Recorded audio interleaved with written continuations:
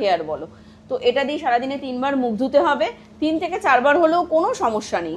Spoon দেওয়া থাকবে, অল্প করে যেহেতু পাউডার, হাতে নিয়ে জল দিয়ে ভালো করে ফেনাও হবে, হালকা ফেনা হবে, জল দিয়ে ভালো করে নিয়ে ম্যাসাজ করতে হবে টাইম নিয়ে মুখে আর ফুল বডিতে। আচ্ছা, এটা হচ্ছে ক্লিনজার তাই তো? একদম ফেস টু বডি ওয়াশ, এটা এক কথায় face wash to body wash.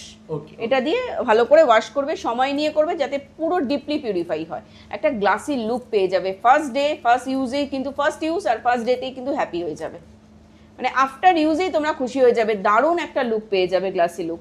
এটা ইউজ করার পর অবশ্যই কিন্তু স্কিনে টোনার দেওয়া উচিত।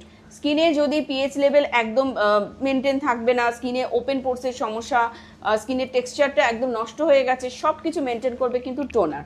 তো উইলোবারকে টোনার 3 থেকে 4 বার, 3 থেকে 4টে স্প্রে দেবে দিনে 2 বার, সকালবেলা স্নানের পরে আর বিকেলবেলায়। আর হাইড্রেশনের ভীষণ দরকার থাকে, কারণ এখনকার ছেলেমেয়েরা না একদম জল খায় না। ব্যবহার করো দিনের বেলা